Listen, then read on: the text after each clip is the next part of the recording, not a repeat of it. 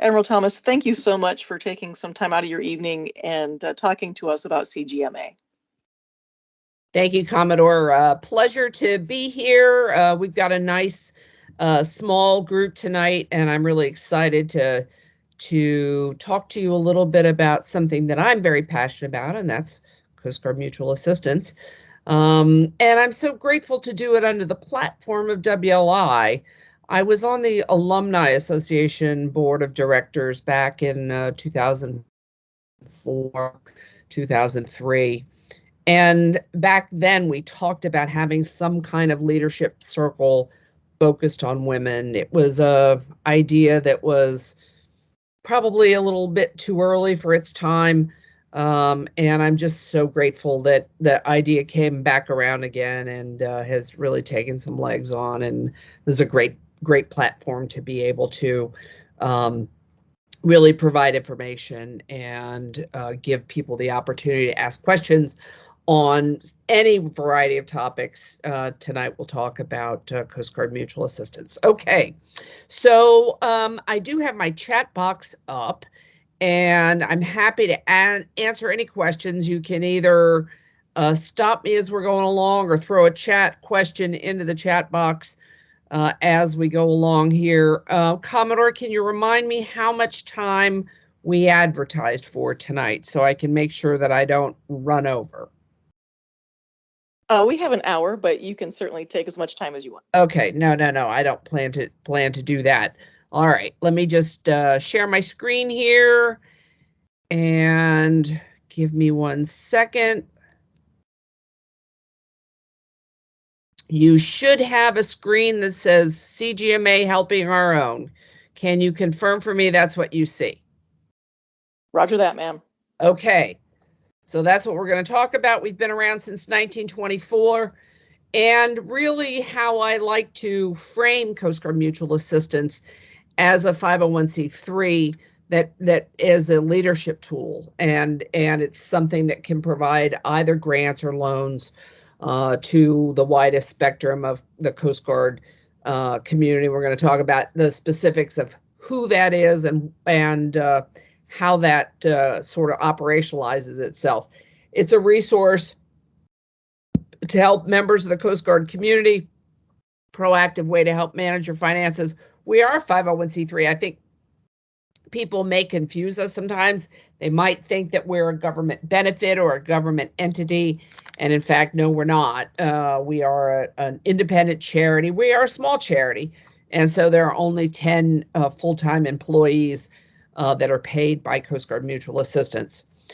We do not have a give to get policy, which means that you do not have to donate in order to get access to our programs.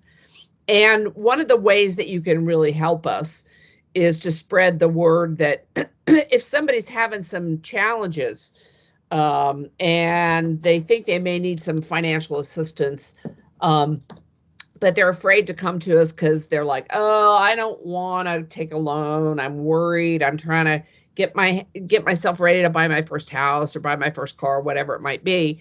We don't do credit checks, and it doesn't affect your security clearance or your credit score by receiving Coast Guard Mutual Assistance. And there is no restriction on the number of times that you can get assistance with Coast Guard Mutual Assistance. Now, we are stitched together by a coalition of all of the aid societies. So Air Force Aid Society serves the Air Force and the Space Force, AER for the Army, Navy Marine Corps Relief Society, pretty self-explanatory.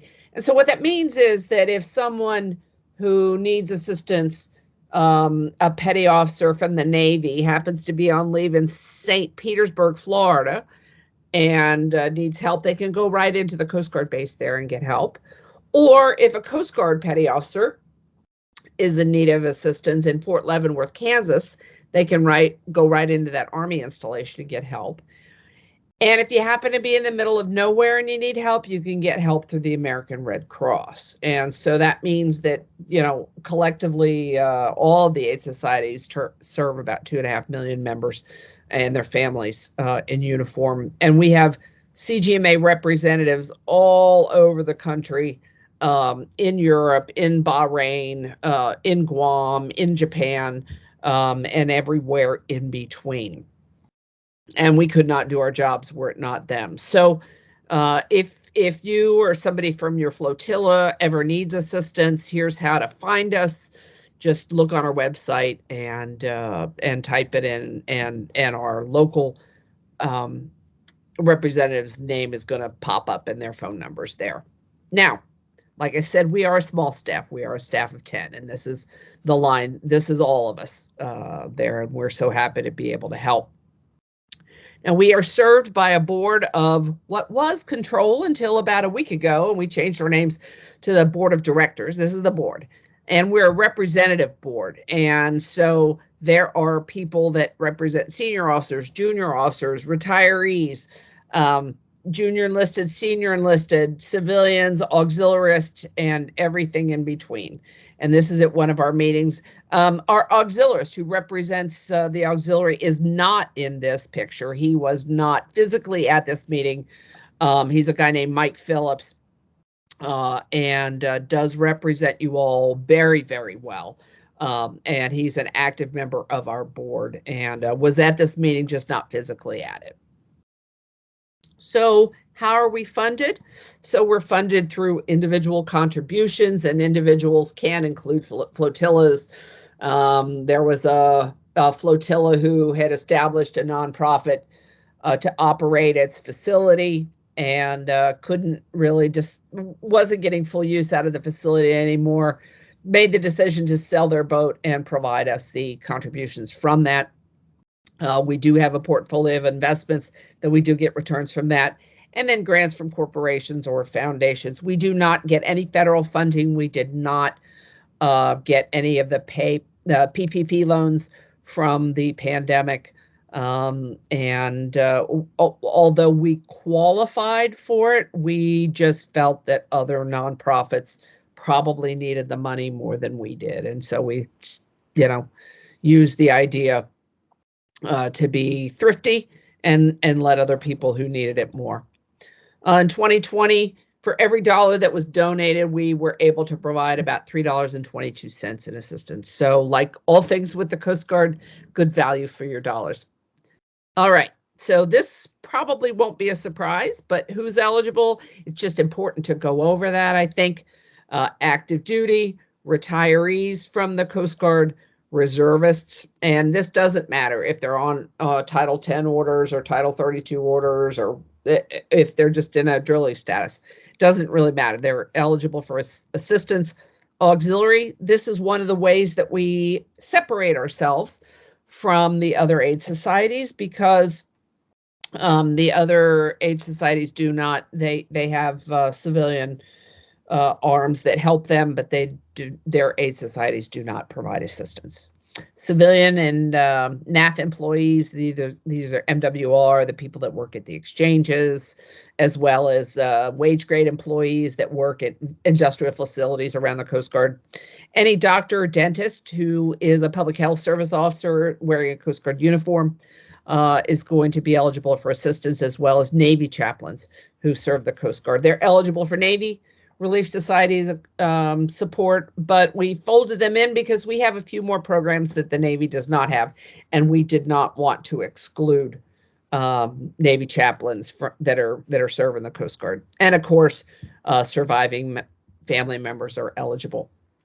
So our assistance goes into three main buckets, and the first one is disaster and emergency relief. Probably no surprise here. We're well known for emergency travel and vehicle repair, but also home repair. We had an E4 recently here in the Northern Virginia area who owned his home, who needed assistance because he had a plumbing problem somewhere between the street and his house, and the city wouldn't pay for it, and he didn't have $8,000 laying around in his pocket. Wanted an $8,000 loan and to pay it back in $100 a month for 80 months. Instead, what we decided to do was give him a $2,000 grant, $6,000 loan, in which he repaid it in 48 months at $125 a month. So we try and tailor the assistance based on the person's circumstances, based on their pay grade, based on, it's just not cookie cutter. We do try and make it individual. We've had people that have had their identity stolen, of course, temporary loss of income. We had some big pandemic related programs that were for family members who lost their jobs as a result of COVID, and of course, named disasters. You all are well familiar with this. The former Commodore of the National Auxiliary, Larry King, had been a recipient of Coast Guard Mutual Assistance support during Katrina, and has been a longstanding supporter of ours as well. I know you all remember the government shutdown in 2019.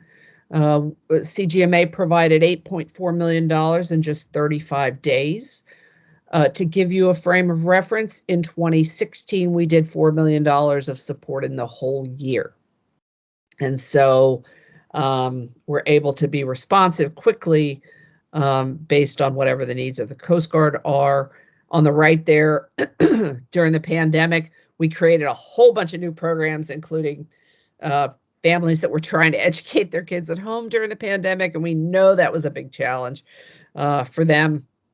Did $4.5 million in support of that. 3/4 of that was in grants. The majority of it in $500 grants for things from whiteboards and desks for kids to tablets and everything in between, that because we know that the parents, weren't used to being the lunch lady, the IT professional, the teacher, the gym teacher, all of the things that have to go on at school while you're teaching your kids at home. And we were so grateful to be able to help.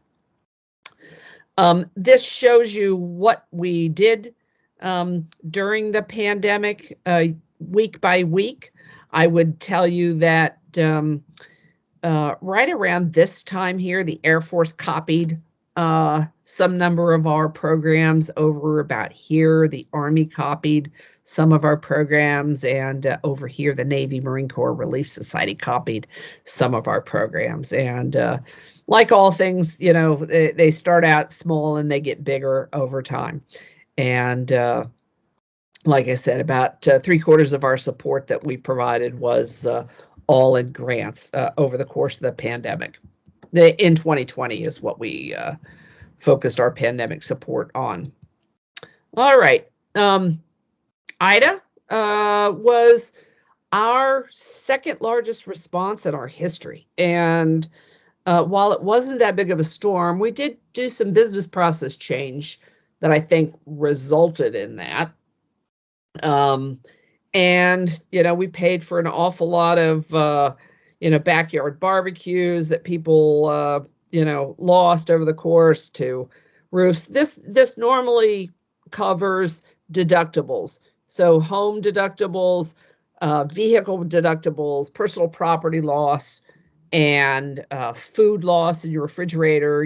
Anytime that there's a major storm that goes through that you lose power, we're going to help with $500 if you're single, or $1,000 to help you replace the food in your refrigerator. And so happy to have helped the men and women down in the 8th District with Hurricane Ida. But it doesn't require necessarily just a disaster, a named disaster. And so things like regional things. Detroit had some flooding a year and a half ago. There was the Texas winter storm last year. I'm sure that many of you remember that they lost power when the power grid in Texas went down. And then there's also things like this. Last year was a bad housing year, but every year there are permanent change of station moves that don't go well. And, the government helps with some, but it never covers 100% of everything. And so CGMA is always there to help our members. Day-to-day support, we're there on a number of different items. Adoption loans and grants. One of our newest programs here are loans to help people who want to build families, who can't through any other method. And so we're happy to help with that. Anybody who's bringing a new baby home, we'll provide a small layette full of goodies to help them get their family going there. Funeral expenses, housing. Like I said, it was a tough year for housing. Closing costs, first and last month's rent. Just helped a member today who didn't have adequate housing when he got to his new duty station and ended up living in a camper for some amount of time. The storage in transit, the government finally said, you're done with your storage in transit. And he goes, there's no housing here. And the government says, we're sorry. And he's got to pay for the storage until he could get into a home. And there just really weren't any rentals available, and he couldn't afford to get into to buy a house. So we're helping that member out. Anytime there's medical and dental expenses for family members that aren't covered with TRICARE, which happens, not on an infrequent basis, special needs, service animal expenses, or pets. We believe that pets are members of your family, and certainly, accidents happen and you need to take them in for doctor visits and surgeries, and happy to help with those as well. Here's a few other programs here. We provide help when moms are nursing their babies, have to go away for business, and they need to ship their breast milk home. We provide grants for that. Non-rates who need to replace their uniforms because they've been heated and beaten on a buoy tender deck. Happy to help there. Moving in or out of overseas, you're waiting for your car, and we provide assistance while you're waiting for your car. We don't want people to pack up their kids in their boxes while they're getting ready for their move, or when they're unpacking their boxes and have their kids get lost. And so we help with childcare, loans for incidentals. And I did mention before special needs grants. This is a $3,000 grant every 5 years, because we know that the needs of a 3-year-old are different than the needs of an 8-year-old, or different than the needs of a 13-year-old. And so we recycle that $3,000 every 5 years to try and help with that. Here's an example of a family member that we helped. We did not pay for the conversion of this van, but we helped with the costs of what TRICARE did not cover for this wheelchair and for some of the modifications of this van. And happy to help this family with their special needs daughter there. And clearly that daughter's needs are going to change as she gets older. So happy to help with education as well. Some of these things are longstanding supplemental education grants. This sort of supplements tuition assistance and does books, fees, supplies, education loans, to try and help with families, financial counseling, and some fee reimbursements as well. So we do things to try and help for temporary problems, and things that are beyond the what anyone would expect and should be planning for. And we do not pay for repairs for a Corvette or fancy vacations, anything else like that, anything that helps someone live beyond their own means. That is not what we are there for. In 2020, we helped 1 in 5 active duty members, 1 in 12 reservists, 1 in 14 civilian employees. And you can see that the majority of our assistance goes to our junior pay grades, as you would expect that to do. Now, one of the places that you can really help with our campaign, which comes out about every April. You can see this number is largely flat for the last 10 years. Here is the number of donors, which had been on decline. We've sort of stopped the decline. I would say we're at a plateau here. But here's the assistance that's gone out. All right, so many of you that are on the call are businessmen and businesswomen, and so you're like, ooh, that's a problem. They're going to run out of money pretty soon. Well, It's not quite as bad as it sounds because of this assistance. So this was 2019. So $8.4 million of this $12 million was for government payday relief. And the members of the Coast Guard, the civilians, and the active duty members or reservists who were on active duty did get paid eventually. So they paid it back.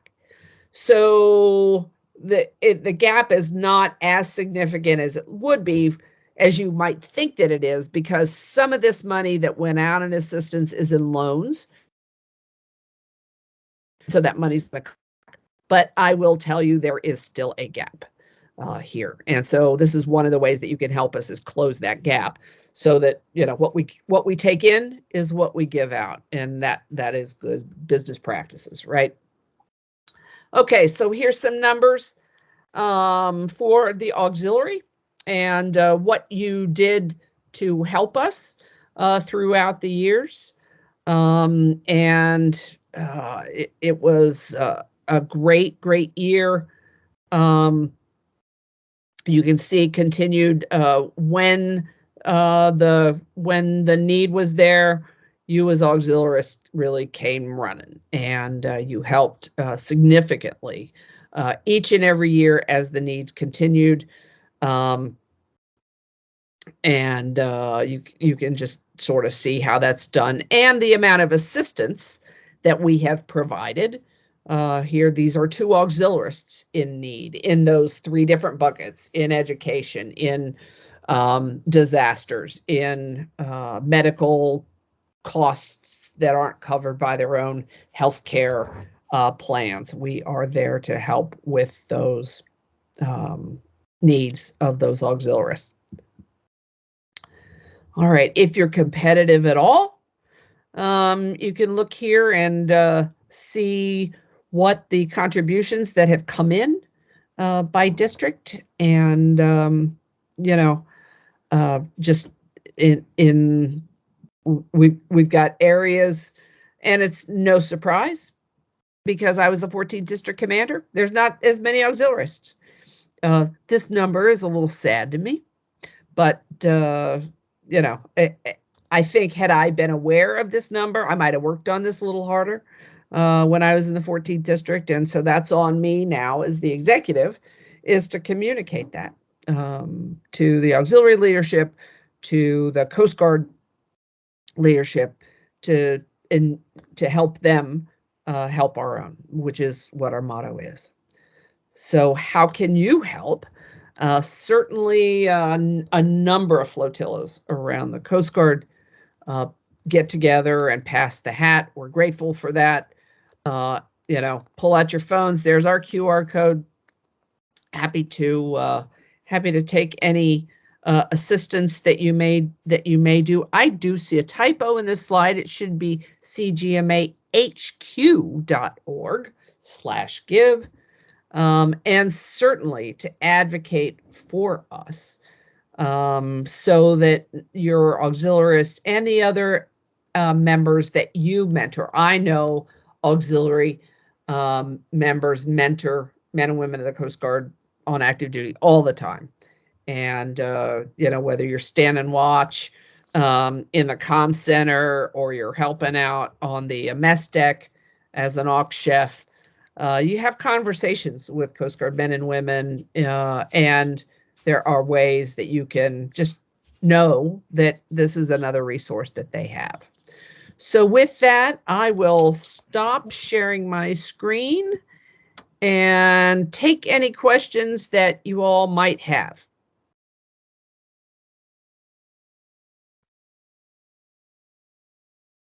Admiral Thomas, we did have a few questions in the chat. One was about, I think this was early on, the address for finding assistance. If we know of someone that needs assistance, where would we locate a local rep? Yep, let me type it in. It's cgmahq.org/locations. I'll put that right there in the chat so that you've got that. All right. And then another question that I saw in the chat was, how, if we know of an auxiliarist that's having a baby, how would we go about uh, perhaps nominating them to receive a layette? Huh. I would not see that to be a problem at all. So I'm going to give you an email address to ask for a layette. CGMA at cgmahq.org. Drop us an email. This is actually a fairly generic email in which you can really ask any question. And the people that monitor it will get it to the right person. So whether you're asking for a layette, you want to ask a question, hey, would this be something that somebody might qualify for? Or, you know, I wrote a check and I want to make sure it got there to you. Can you double check on that? This email would work for that as well. Great. And then do you, I know that I recently helped one of my auxiliarists get connected with some assistance. And for the auxiliary side, it was that that the auxiliarist or the flotilla commander, division commander would go to the locations website and find who the local rep was and communicate with the rep. And then the rep got a hold of the auxiliarist. And then I know that an auxiliarist needs to kind of be a member in good standing, Right. active in all of that, and then sort of get like our own uh, our own sort of command support letter, a letter of support from our chain for a member to receive support. That's how it would generally go? That's how it would generally go. Yeah. The requirements sort of depend on the program. Some of the requirements require more documentation than others. And so I see John Sasso's asking the question about applying for a grant. It depends on what the grant is for. If the grant is for um, an adoption, then all you need to do is provide the home study documentation, a piece of paper that comes from the city or the adoption service, whatever it is that provides that, with the application. That's all that's necessary. Same thing for the respite care. That is just once those are currently worked with the Coast Guard special needs program, and once they acknowledge that they're eligible, all we need is a receipt from the person.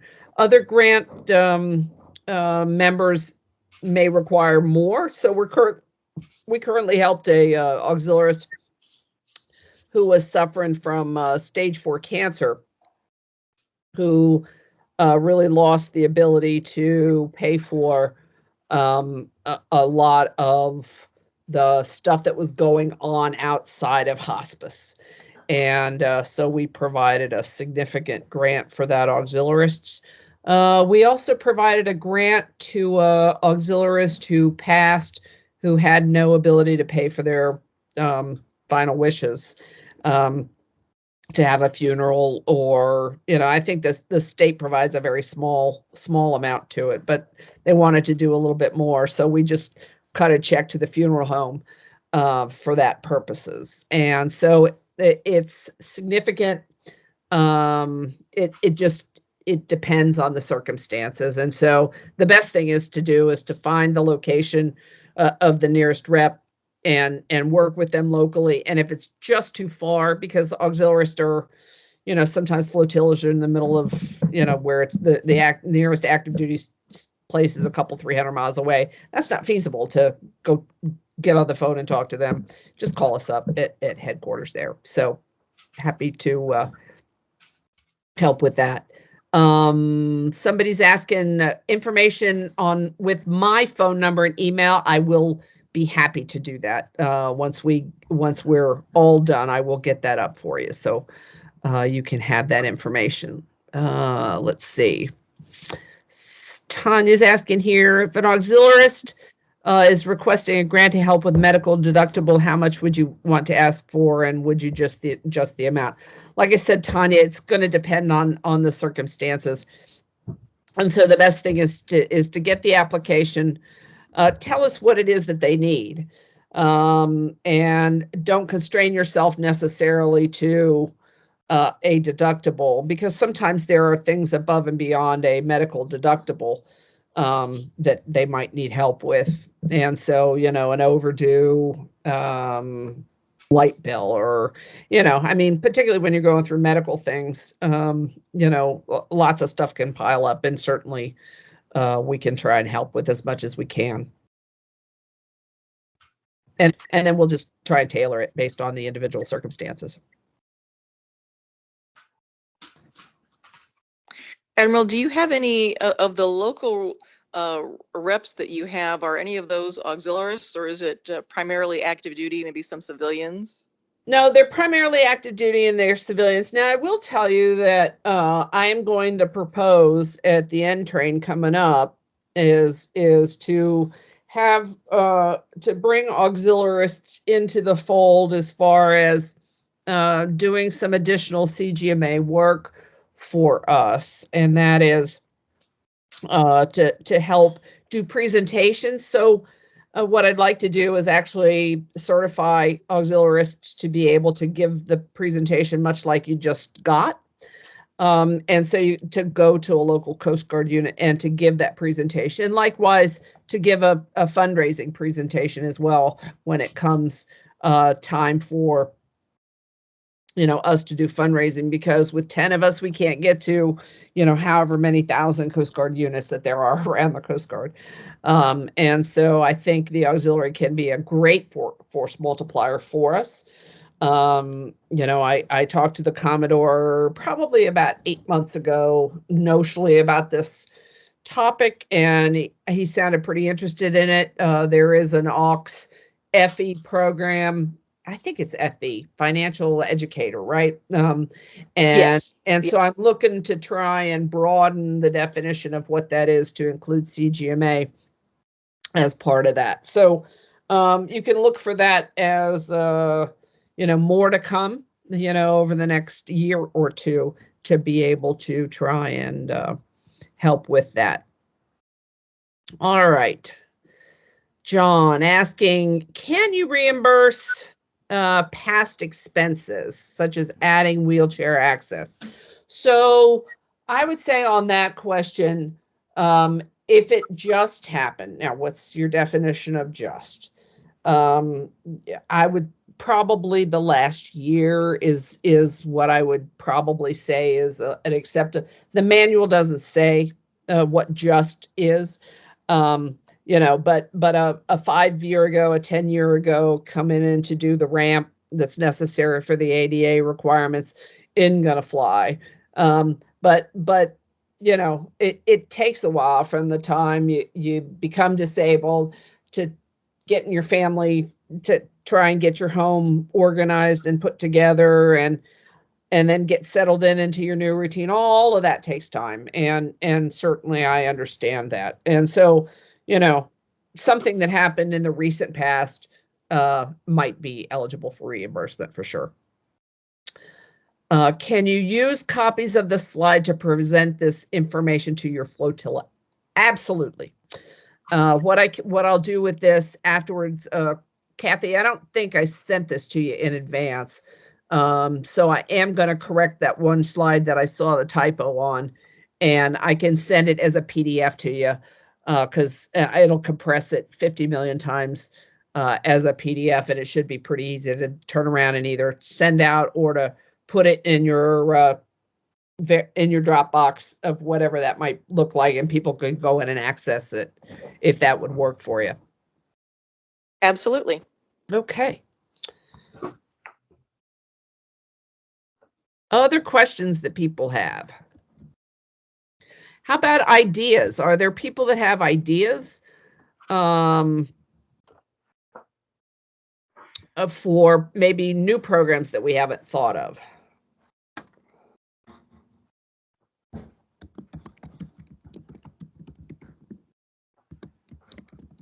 That's a tough one. I'm really impressed with the breadth of things that you serve. Yeah, it's been a real privilege to be able to be with Mutual Assistance. I've been there now coming up on 4 years. I've never been anywhere for 4 years except at the Coast Guard Academy about a gazillion years ago. And just love what I do. And So those certainly have been some pretty active years, the last they 4. have, as I mentioned, we've been around since 1924. About $220 million has gone out the door in those nearly 100 years. More than 10% of it in the last 3 years.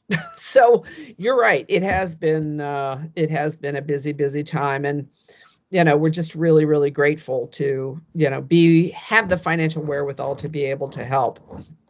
One of your guests here is saying, I noticed that housing is an issue in Elizabeth City. Well, you are exactly right. The member that I talked to you about, who we just helped today, who was living in his camper, is living in Elizabeth City, and I'm just really I understand that the government can't keep up with the changing housing markets as they are changing. The rents going up, 35, 40, 45%, housing prices through the roof, and housing shortages. And even when you expand in Elizabeth City down to what this member said to us, they'd gone down as far as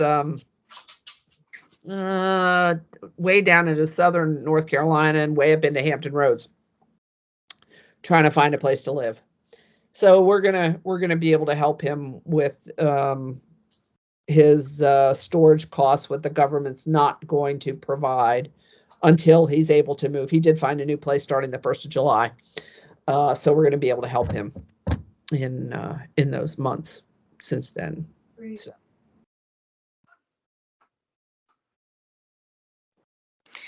Cari, if so you are obviously a charitable organization. How would you explain to people the difference between, say, the Coast Guard Foundation and CGMA? Yeah, so that is a great question. So we are alike in some ways, and we are different in some ways. So how we are alike, we are both 501c3s. We are both focused on the Coast Guard. We both have helped and will continue to help in time of disaster, and significantly, because during any kind of disaster, there is a big bucket of need, and there is never enough dollars to kind of fill. Now, where we are different is we work, I would say, side by side in some day-to-day support. One example is spouse commits suicide. Tragic. And how are you going to help the support for that spouse? So the foundation will come in with some support for that family, and then we'll come in to try and help with other support, such as getting the house cleaned, or they might help with getting family members there. CGMA will normally help with funeral expenses. So we try and deconflict during those horrible circumstances as they occur. CGMA has been around, again, almost 100 years. The foundation is a outpouring of the Coast Guard Academy. So they were at the Coast Guard Academy Foundation, and then probably about 30 years ago, they became the Coast Guard Foundation to focus on the broader Coast Guard. They do a lot of unit wellness types of things. So they'll do gym equipment and playgrounds and childcare development assistance, library support for CDCs. Things, again, unit focused. We typically don't focus on units. We try and focus on individuals. So those are some of the ways that we're different. One of the things I do want to mention, I don't know if you heard the Coast Guard Commandant today. The State of the Coast Guard address was today. He did shout outs to both CGMA and the Coast Guard Foundation, and stated also that the Coast Guard Museum is a very high priority for the Coast Guard. And all of us charities agree with that, because we need a National Coast Guard Museum. And you know, they've needed the funds. They've done some fundraising. They're getting pretty close to their goals. I personally have donated to the museum, and that is an important project for all of us. And so, you know, you work in the nonprofit world, and again, you know, there's a big bucket of need, and never enough dollars, and never enough time to be able to do all of the things necessary. And so we work together when we need to, and we work separately when we have to. Tanya asks, what is your turnaround time for an application? Typically, it is 24 to 48 hours. If it's a more complicated case, we'll go back and forth. Sometimes we have some numbers that we work with local social workers or other local providers to try and get them the help that they need, because we may not be able to help them, but we don't want to just say no and leave somebody kind of out there. So, you know, we will do everything that we can do. If we have to say no, to find a resource that might be able to help.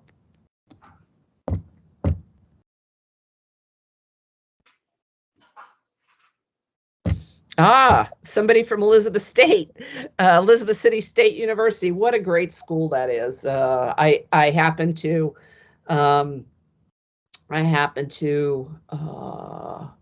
be there on a couple of occasions and attended a conference that the Coast Guard hosted for historical Black colleges and universities around the Coast Guard, and brought in a number of different university of presidents. The Coast Guard has long been a leader.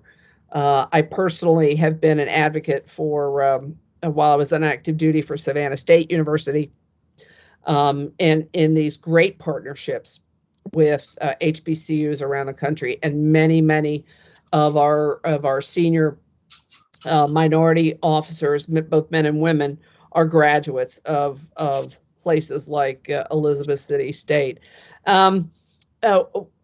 Why don't you should be able to see my email up there.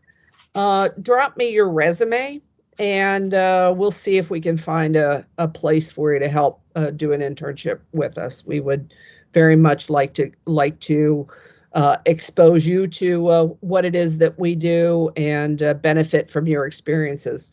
I would tell you that we believe in diversity in a lot of different avenues, both from our backgrounds. So of the 10 of us that are employees, two wore the uniform, one is a spouse, one is the daughter of a active duty member, one is a Marine veteran, some women, some men. We've got just about all ethnic backgrounds. We're getting ready to bring on Puerto Rican, because we don't have anybody of Hispanic heritage.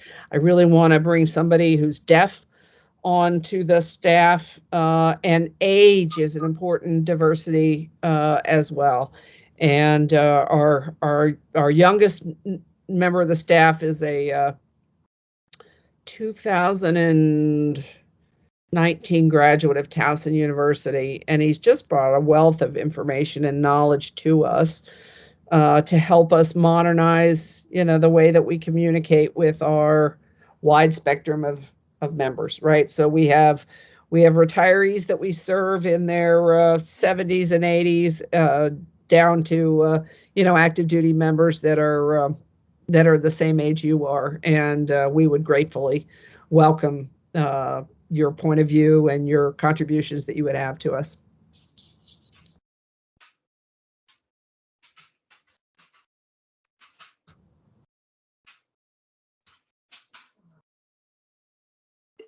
I'll hang on here. I'll tap dance a little bit if there is any other lingering questions as we make it to the top of the hour here.